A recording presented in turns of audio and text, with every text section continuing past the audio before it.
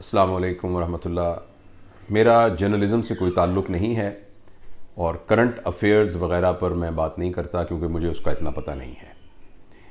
البتہ کل ایک واقعہ ہوا ہے اور اس واقعے سے میرا اس لیے تعلق بھی ہے کہ اقرار الحسن کو میں ذاتی طور پر جانتا ہوں۔ نہ صرف انہیں جانتا ہوں بلکہ ان کی امیجیٹ فیملی کے تمام افراد کو جانتا ہوں۔ میں جتنے نستعلیق، بہترین، سلجھے ہوئے، ایماندار اور نیک نیت لوگوں میں سے جانتا ہوں ان میں سے ایک اقرار الحسن ہے، جو کہ اپنے پروفیشن کو اپنا پیشن بنا کر نیک نیتی کے ساتھ کنڈکٹ کرتے ہیں۔ کچھ عرصے سے وہ ایک پروگرام کرتے ہیں جس میں مختلف معاشرے کی برائیوں کو وہ انویسٹیگیٹ کرتے ہیں، پھر اس کو بے نقاب کرتے ہیں اور اس کے پھر نتیجے نکلتے ہیں اور وہ مسائل کو حل کرتے ہیں۔ گو میں ٹی وی بہت نہیں دیکھتا لیکن میں اقرار الحسن کو فالو کرتا ہوں ہمیشہ، اور جیسے میں نے آپ کو بتایا میں ان کو ذاتی طور پر جانتا ہوں اور بالکل ان کو میرے دل میں ان کے لیے ایک دوستوں کی طرح اور چھوٹے بھائیوں کی طرح ان کی عزت ہے۔ پچھلے دنوں یہ ہوا کہ انہوں نے اپنے اسی پروفیشنل کام کے سلسلے میں ایک ادارے کی کچھ غلطیاں، کچھ برائیاں، کچھ کرپشنز کو انویسٹیگیٹ کیا، اور جب وہ اس کو ہائی لائٹ کرنے کے لیے گئے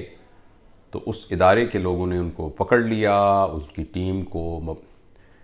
یعنی ایک طرح سے مبہوس کر دیا، مار پٹائی کی، ٹارچر کیا، اور جو ان کی زبانی مجھے پتہ لگا ہے کہ ان کو برہنہ کر کے ان کی ویڈیوز بھی بنائی، اور یہ کہا گیا کہ یہ ویڈیوز بھی ہم لیک کر دیں گے اگر کوئی خبر ایسے نکلی۔ یہ ایک واقعہ ہے اور اس طرح کے واقعات ہوتے رہتے ہیں، لیکن میرے لیے یہ واقعہ اہم ہے کہ اگر ایک سرکاری ادارہ اس طرح سے کرے گا اپنی غلطی کو چھپانے کے لیے اور ایک معزز جرنلسٹ کو اور اس کی ٹیم کے ساتھ یہ سلوک کرے گا، تو یہ لمحہ فکریہ ہے اس معاشرے کے لیے،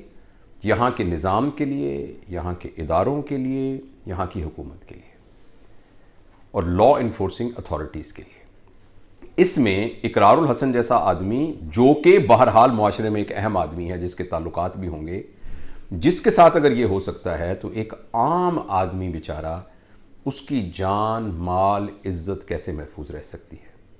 اس سلسلے میں مجھے ابھی فوراً پتہ چلا کہ ان اہلکاروں کو معطل کر دیا گیا، اور یہ ایسا ہوتا ہی ہے کہ ایک انکوائری سٹینڈ کر دی جاتی ہے اور ایک مذمتی بیان کر دیا جاتا ہے، لیکن میرے نزدیک یہ ایک